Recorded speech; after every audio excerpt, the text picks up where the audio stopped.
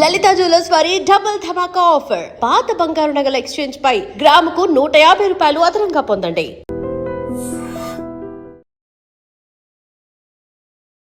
Hi, welcome to iDream. Ramayanam భారతీయుల ఇతిహాసం. ఎన్నిసార్లు చూసినా ఎన్నిసార్లు విన్నా తనివి తీరని ఒక అద్భుత కావ్యం. అయితే ఇప్పుడు ఇండియన్ సినిమా మొత్తం కూడా ఈ రామాయణం చుట్టూ తిరుగుతుంది. ఇండియాస్ బిగ్గెస్ట్ ప్రాజెక్ట్స్ అని చెప్పే రామాయణ కానీ ఇటు వారణాసి కానీ ఈ రెండు సినిమాలు కూడా రామాయణం బ్యాక్డ్రాప్లోనే తెరకెక్కుతున్నాయి. ఒక్కసారిగా ఇప్పుడు ఇండియన్ సినిమా అంతా రామాయణం చుట్టూ ఎందుకు తిరుగుతుంది? సో ఈ సినిమాల బడ్జెట్ చూసుకున్నా సరే 4,000 కోట్ల రూపాయల బడ్జెట్, రామాయణ బడ్జెట్. సో ఇప్పటిదాకా ఎవరు ఊహించడానికి కూడా సాహసించినటువంటి నెంబర్స్ అవి. ఎందుకు రామాయణం మీదే ఇంత ఫోకస్ చేస్తున్నారు? సో ఈ రెండు సినిమాలు ఎలా ఉండబోతున్నాయి, ఈ రెండు సినిమాల నెంబర్స్ ఏ రేంజ్లో ఉండబోతున్నాయి, ఇలాంటివన్నీ మనకి తెలియజేయడానికి దర్శక నిర్మాత భరద్వాజ్ గారు మనతో పాటు స్టూడియోలో ఉన్నారు. తమ్మిరెడ్డి భరద్వాజ్ గారు. వారిని అడిగి ఈ విశేషాలు తెలుసుకుందాం. హాయ్ సార్, నమస్తే సార్. యాక్చువల్గా ఇప్పుడు బాలీవుడ్లో చూసుకున్న రామాయణ కానీ ఇక్కడ మన సైడ్ చూసుకున్న వారణాసి కానీ రెండు సినిమాలు రామాయణం బ్యాక్డ్రాప్లోనే తెరకెక్కిపోతున్నాయి. రెండు India's biggest projects. So Ramayanam మీద సడన్గా ఎందుకు ఇంత ఫోకస్ చేస్తుంది సినిమా ఇండస్ట్రీ? సడన్గా ఏముంది, అసలు రామాయణం లేకుండా సినిమాలకు జరగవు. సినిమా ఇండస్ట్రీ పుట్టిన కాడి నుంచి ఏ భాషలో అయినా తెలుసో తెలియకో రామాయణం కథ లేకుండా సినిమాలు జరగవు, ఉండవు. సో ఇక్కడ ఏంటంటే ఇప్పుడు ఈ మధ్యకాలం అంతకుముందు 2 years బ్యాక్ అనుకుంటా ప్రభాస్ గారిని పెట్టి అవును ఆదిపురుష్ అని ఒక సినిమా తీశారు. రామాయణం అది ఆల్మోస్ట్ కదా రామాయణమే తీశారు వాళ్ళు. ఆల్మోస్ట్ మళ్ళీ కాదన్నారు కదా, రామాయణం కాదన్నారు. ముందు రామాయణం అన్నారు, తర్వాత కాదన్నారు. సో అందుకని ఆల్మోస్ట్ అన్నా. సో ఇప్పుడు మళ్ళీ దీన్ని చేస్తున్నారు ఆయన, అక్కడ నితీష్ తివారీ గారు చేస్తున్నారు. సో నితీష్ తివారీ చరిత్ర చూస్తే ఆయన ప్రీవియస్ దంగల్ చేసిన అద్భుతంగా చేశారు. కాబట్టి ఇది కూడా ఇంకా డీటెయిల్డ్గా ఏదో కొత్తగా చేస్తారు. అంటే రామాయణం కొత్తగా చేయటం ఏం లేదు. రామాయణం కానీ భారతంలో కానీ మనకి సినిమా 3 గంటలు 2 గంటల సినిమా. అది తీస్తే ఒక్కొక్క సినిమా తీస్తే ఒక వారం రోజులు కంటిన్యూస్గా చూసినా సరిపోదు. యాక్చువల్గా వెబ్ సిరీస్ లాగా చేయొచ్చు. 1 hour ఎపిసోడ్లు చేస్తే 15 గంటలు 16 గంటల ఎపిసోడ్లు వచ్చే అంత స్టోరీస్ ఉంటాయి. ఎందుకంటే కరెక్ట్గా తీస్తే చిన్న చిన్న సబ్ స్టోరీస్ ఉంటాయి. ప్రతి కథలోనూ ఇంకో ఉపకథ ఉంటుంది. కథలు కలిపితే అది ఒక సినిమాగా చేయటం చాలా కష్టం, చాలదు సినిమాకి. అందుకని మీకు ఎన్ని రామాయణాలు వచ్చినా ఉంటుంది. తమిళ్లో ఒక సినిమా వచ్చింది రామాయణం, సంపూర్ణ రామాయణం అని. ఎన్టీ రామారావు గారు, శివాజీ గణేశన్ గారు భరతుడు వేస్తాడు. ఓకే. అందులో భరతుడి క్యారెక్టరు అద్భుతంగా హైలైట్ చేస్తారు. 2 సీన్లే ఉంటాయి దాంట్లో. అంటే ఎక్కువ ఉంటాడు సినిమా అంతా, బట్ 2 సీన్లు ఆయన మొత్తం హైలైట్ చేసేస్తారు. ఓకే. వాళ్ళ అమ్మని చేయటం, అదంతా అన్నని ప్రేమించడం ఆ సీన్లో. సో అట్లా ఒక్కొక్క ఎపిసోడ్ తీసుకుంటే నీకు సినిమా అయిపోతుంది.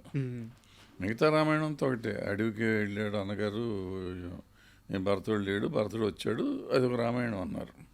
బట్ భరతుడి క్యారెక్టరైజేషన్ మీద ఒక బ్యాక్ స్టోరీ ఉంటుంది కాబట్టి అది చూపిస్తే దాని మీద నీకు సినిమా వెళ్ళిపోయింది. ఇది ఉంటుంది, అడవికి వెళ్ళారు, ఆయన వచ్చాడు, ఆయన వచ్చిన మొత్తం భరతుడి మీద కథ వెళ్తుంది, రామాయణం మళ్ళీ ఫినిష్ అయిపోతుంది. ఎందుకంటే బేసిక్గా తమిళ సినిమా కాబట్టి, తమిళ్లో ఎన్టీ రామారావు గారు రాముడుగా ఉండాలి కాబట్టి రామారావు గారు రాముడు, సీత పద్మిని, ఈయన భరతుడు.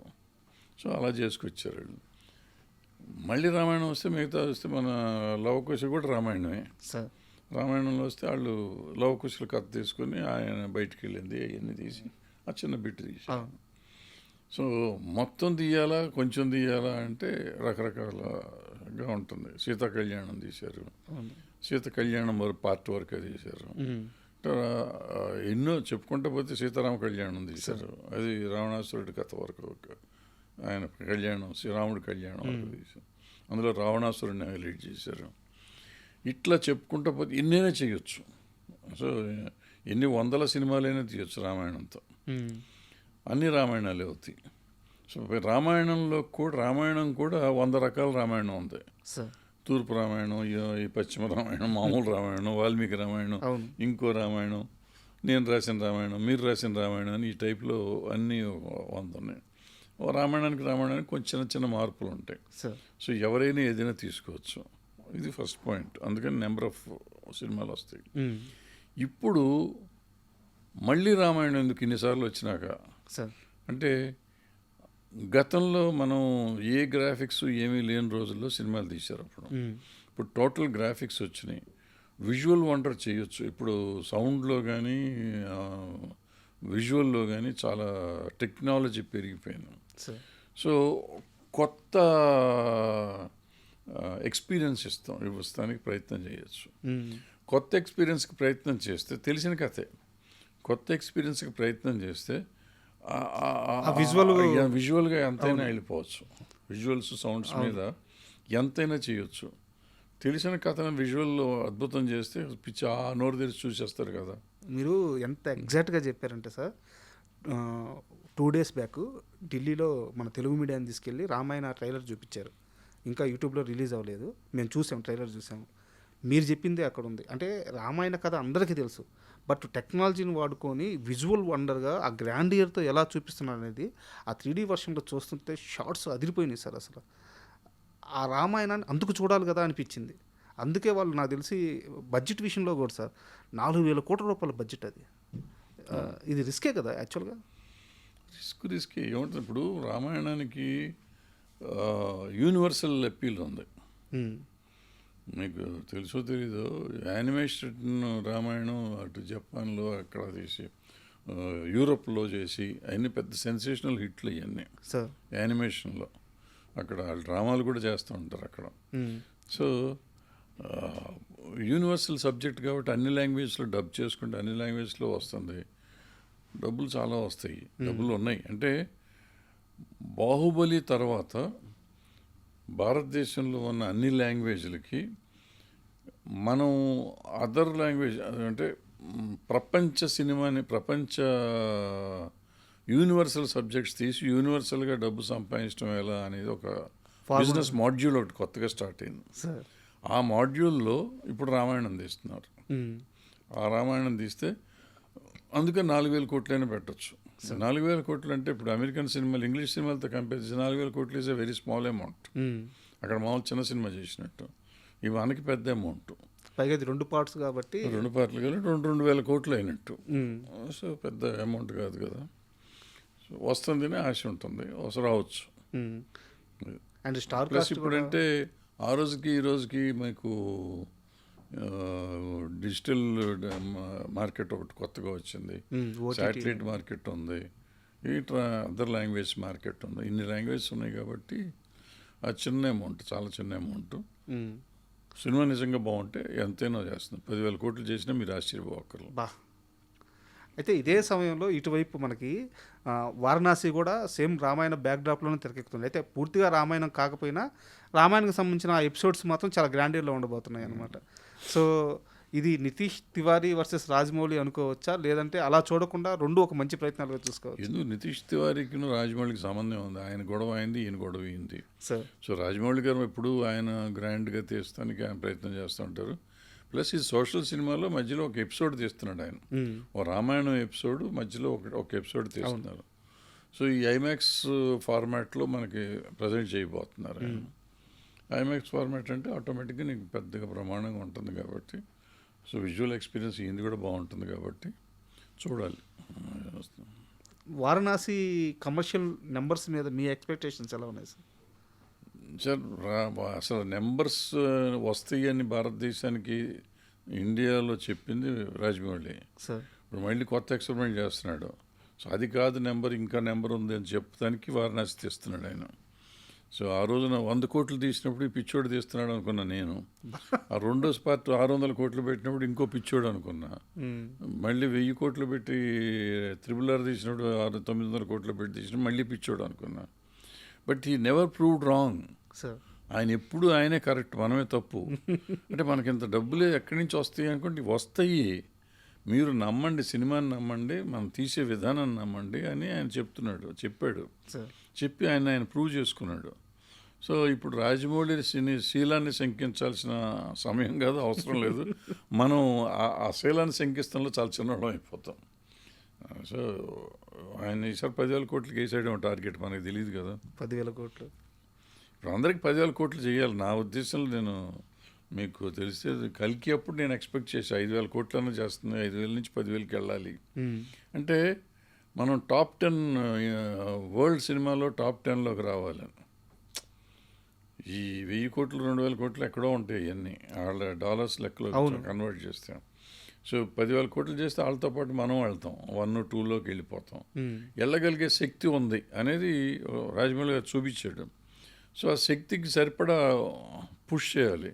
సో రాజమౌళి గారు ఆయన శక్తి ఆయన చేస్తున్నాడు, ఇప్పుడు నితీష్ ఆయన కూడా చేస్తున్నారు. ఇంకెంతమంది చేస్తారో చూద్దాం.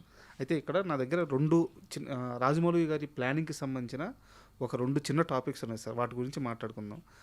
RRR సినిమా రిలీజ్ అయిపోయిన తర్వాత మనకి అకాడమిక్ అవార్డు వచ్చే ఈ ప్రాసెస్లో ఆయన ఆ RRR సినిమాని ఇంటర్నేషనల్ లెవెల్కి తీసుకెళ్ళిన విధానం, ఆ మార్కెటింగ్ కానీ ఆ స్ట్రాటజీ కానీ నాకు ఓన్లీ RRR వరకే పరిమితం అవుతుంది అనిపించట్లేదు సార్. అది ఈ వారణాసి కోసం ఆయన దాన్ని ఒక స్టెప్గా వాడుకున్నట్టు అనిపించింది. అవును, కరెక్ట్. అది జేమ్స్ కెమెరాన్ కానీ కలవడం కానీ అలాంటి వాళ్ళ చేత ప్రమోట్ చేయించడం కానీ. మీరు చెప్పి నిజంగా నాకు కూడా ఈ విషయంలో ఆశ్చర్యం ఉండట్లేదు సార్. మీరు చెప్పినట్టు 10,000 కోట్లు అంటే ఆయన విజన్ ఆ రేంజ్లోనే ఉంది. అవును, ఆయన విజను RRRకి ఆయన ట్రై చేసిన విధానం, ఆయన ప్రమోట్ చేసిన విధానం, అక్కడ సార్ ఆస్కార్ టైంలో ప్రజెంట్ చేసిన విధానం, ఆయన ఈ వారణాసికి బేస్ చేశాడు. అక్కడ ఆస్కార్ అవార్డు వస్తుందో రాదో దేవుడికి, కానీ టోటల్గా హాలీవుడ్లో మనకు ఒక బేస్ తయారు చేశాడు సార్. చేసి వాళ్ళు మాట్లాడుకునేటట్టు చేశాడు, మన గురించి మాట్లాడేటట్టు చేశాడు. సో ఆ దారి తీసుకొచ్చేసాడు ఆయన. తీసుకొచ్చినాక ఆ దారిలోనే ఇప్పుడు ఇది కూడా చేయాలని, ఇది కూడా రిలీజ్లు హాలీవుడ్ కంపెనీలతో చేయాలని అనుకుంటున్నట్టున్నారు. సంథింగ్ ఏదో చేస్తాడు ఆయన. సో ఆయనకంటే మార్కెటింగ్లో కొట్టేవాడు ప్రపంచంలోనే ఎవడు లేడు. అండ్ సెకండ్ థింగ్ సార్, ఇది పూర్తిగా ఒక తెలుగువాడి స్వార్థంతోనే మాట్లాడుతున్నాను, తెలుగువాడన్న స్వార్థంతోనే మాట్లాడుతున్నాను. రాజమౌళి గారు మీరే చెప్పారు ఆయన మించిన వాళ్ళు లేరని చెప్పేసి. బట్ ఆయన ఎంత ఎదిగినా సరే మళ్ళీ నెక్స్ట్ సినిమాకి ఇంకో తెలుగు హీరోనే పట్టుకొని పోతున్నాడు. ఇప్పుడు బాహుబలి తర్వాత ఆయన తలుచుకుంటే ఆ రోజు అమీర్ ఖాను, సల్మాన్ ఖాను, షారూఖ్ ఖాను ఎవరైనా డేట్స్ ఇస్తారు. మళ్ళీ వచ్చి జూనియర్ ఎన్టీఆర్ గారు రామ్ చరణ్ గారితోనే సినిమా చేశారు. RRR ఇంటర్నేషనల్ లెవెల్లో అంతా ఇదైన తర్వాత మళ్ళీ వచ్చి మహేష్ బాబు గారితో సినిమా. ఒక్కో హీరోని ఆయన వేరే రేంజ్కి తీసుకెళ్తున్నారు. ఈ ప్లానింగ్ అంతా మహాభారతం కోసమేనా? అదేం కాదు, మహాభారతం చేస్తాడు నాకు తెలియదు. కానీ ఇప్పుడు షారూఖ్ ఖాన్లు, బోరుఖ్ ఖాన్లు వీళ్ళు 100 కోట్లు చేయలే. మన ప్రభాస్ అయితే వెళ్ళాడు 200 కోట్లు 100 కోట్లు అని మనమే చూస్తున్నాం ఇప్పుడు అమౌంట్లు. సార్ వాళ్ళు హిందీ వాళ్ళు మనకంటే ఇప్పుడు తక్కువైపోయారు. ఇప్పుడు షారూఖ్ ఖాన్ దగ్గరికి వెళ్ళాలి, అమీర్ ఖాన్ దగ్గరికి వెళ్ళాల్సిన అవసరం లేదు. కానీ అంత అమౌంట్లు మన దగ్గర తీసుకుంటున్నారు కాబట్టి ఆల్రెడీ ఆఫ్టర్ ఏదైనా బాహుబలి ముందు బాహుబలి తర్వాత చాలా తేడా వచ్చింది. బాహుబలి ముందు హిందీ ఇండస్ట్రీ మనకంటే 10 ఇంతలు తేడా ఉండేది. ఇవాళ బాహుబలి తర్వాత సినిమా ఇండస్ట్రీ హిందీ ఇండస్ట్రీ మనకంటే తక్కువ ఉంది యాక్చువల్గా. అంటే ఎక్కువలో లేదు, తక్కువలోనే ఉంది. అయితే ఇక్కడ ఒక సీరియస్ క్వశ్చన్ ఏంటంటే, బాలీవుడ్కి సంబంధించిన రామాయణ మూవీని ఇప్పుడు మీరన్నమాటే. సో ఒకప్పుడు టాలీవుడ్ పరిస్థితి వేరు, ఇప్పుడు వాళ్ళ డామినేషన్ స్టార్ట్ అయింది కాబట్టి వీటన్నిటిని పటాపంచలు చేసే రేంజ్లో కూడా మన కలెక్షన్ ఉండాలి, మన స్థాయి చూపించాలి, హాలీవుడ్తో కాంపిటేటివ్ ఫీల్ అవ్వాలన్న ఉద్దేశంతోనే నమిత్ మల్హోత్రా గారు. హాలీవుడ్లో కాదు, వాళ్ళు మీరు సరిగ్గా గట్టిగా అబ్జర్వ్ చేయండి. అవుతున్నారు యశ్ని తీసుకొచ్చి రావణాసురుని చేశారు. అవును, సాయి పల్లవిని సీతం చేశారు. వాళ్ళు మామూలుగా మన వాళ్ళని అసలు ఈ చచ్చిన వేయరు. ఎందుకు వేసారు? సౌత్ ప్లాన్ చేస్తున్నారు వాళ్ళు. సౌత్ మార్కెట్ మీద ప్లానింగ్ 100% సార్. ప్లాన్ చేసి ముందు ఆటోమేటిక్గా ప్రపంచం అంతా వస్తుంది. బట్ మన సౌత్ ఇండియన్ ఆర్టిస్టులను పెట్టుకుంటే ముందు దాని క్రేజ్ మన దగ్గర కూడా ఉంటుంది. ఎందుకంటే తెలుగులో కానీ తమిళ్లో కానీ వాళ్ళ డబ్బులు విపరీతంగా వస్తున్నాయి. ఇప్పుడు యష్ చేసిన KGFలో 1000 కోట్లు టచ్ చేసింది. సో అట్లాగే సాయి పల్లవి ఉంటే మొత్తం ఈ 3 రాష్ట్రాలు, 4 రాష్ట్రాలు, సౌత్ అంతా అమ్మాయికి మంచి క్రేజ్ ఉంది, యష్ క్రేజ్ ఉంది. సో ఒట్టి రణబీర్ కపూర్ ఉండి వేరే వాళ్ళని పెడితే సౌత్లో ఆ సినిమా పట్టించుకోరు ఎవరు. వస్తుంది వెళ్తుంది, వచ్చిన 10 కోట్లు 20 కోట్లు 50 కోట్ల దగ్గర ఆగిపోతుంది. ఇప్పుడు సౌత్లోనే 400 కోట్లు చేయొచ్చు, 500 కోట్లు చేయొచ్చు. ఆ రేంజ్కి ఆలోచన వాళ్ళది, ఆలోచనలో ఉండి ఎవళ్ళకాళ్ళు మార్కెటింగ్ స్ట్రాటజీ వాళ్ళ రకరకాలుగా చేస్తారండి. బట్ అయితే ఒకటి మాత్రం ఆనందంగా ఉంది సార్. ఎందుకంటే ఇది వరకు ఈ 2 సినిమాల ముందు వరకు పరిస్థితి ఎలా ఉండేదంటే టాలీవుడ్డా బాలీవుడ్డా, మీ బడ్జెట్ అంతా మా బడ్జెట్ అని, మీ లెక్కలంతా, ఇలాంటి ఒక పోటీ ఉండేది. ఇప్పుడు అలా కాకుండా అది ఇండియన్ సినిమా అయిపోయింది. ఇండియన్ సినిమా ఇప్పుడు హాలీవుడ్తో పోటీ పడాలి అన్న ఒక ఆలోచన కానీ, ఆ పోటీ కానీ చాలా బ్యూటీగా అనిపిస్తుంది. అది అద్భుతం. ఈ 2 సినిమాల్లో అంటే నేను కాంపిటేటివ్గా చెప్పట్లేదు, చాలా ఆనందంతోనే అంటున్నాను. 2 సినిమాల మధ్య పోటీ అయితే మీరు ఏ సినిమా కొట్టేస్తారు? పోటీ ఏముంటుందండి, ఏ సినిమాకి ఆ సినిమానే. ఇప్పుడు 2 సినిమాలు పెద్ద సినిమాలు డెఫినెట్గా 2 చూస్తాం. 2 చూస్తారు. కానీ పోటీ అంటే అది చూడతాం ఇది చూడడం అనేది పోటీ అట్టయ్యం కాదు. అట్లా ఉండదు, 2 చూస్తాం. అలా ఉంటుంది. సో వెయిట్ చేస్తున్నాను సార్. ఎందుకంటే ఒక సినిమా లవర్గా నాకు తెలిసి సినిమాతో మీరు పుట్టినప్పటి నుంచి సినిమాతోనే ప్రయాణం చేస్తున్నారు కాబట్టి ఈ విషయంలో మాత్రం అందరం హ్యాపీగా ఉన్నాం. మీ సంతోషం కూడా అర్థమవుతుంది. సో నిజంగానే ఇండియన్ సినిమా హాలీవుడ్తో పోటీ పడే ఒక టైం వచ్చింది. ఆ టైం పీరియడ్ నడుస్తుందని నమ్ముతున్నాను. రామాయణ కానీ వారణాసి కానీ బిగ్గెస్ట్ నెంబర్స్ అచీవ్ చేయాలని కోరుకున్నాను. Thank you very much. And for more videos, Please subscribe to iDream channel. Subscribe to iDream Media. Please subscribe to iDream. Please subscribe to iDream. Please subscribe iDream. And please subscribe to iDream. For more videos, subscribe to iDream. please like, share, and subscribe to the channel. Congratulations, iDream. Subscribe to iDream. Subscribe to iDream. So subscribe to iDream Media. iDream ki iDream team andarki huge congratulations. Please subscribe iDream Media. Please subscribe to iDream. Subscribe iDream. Please subscribe to iDream. iDream అంటే నా కళల channel subscribe చేసుకున్న నోరు తిరుగుతలేదు, మీరైతే గంట గుర్తు కొట్టండి. For more such videos, please subscribe to iDream. Subscribe to iDream. Please subscribe to iDream. Please subscribe iDream Media. Please do subscribe to iDream. Please subscribe to iDream Media. For best entertainment and information, please subscribe iDream. And don't forget to subscribe to iDream.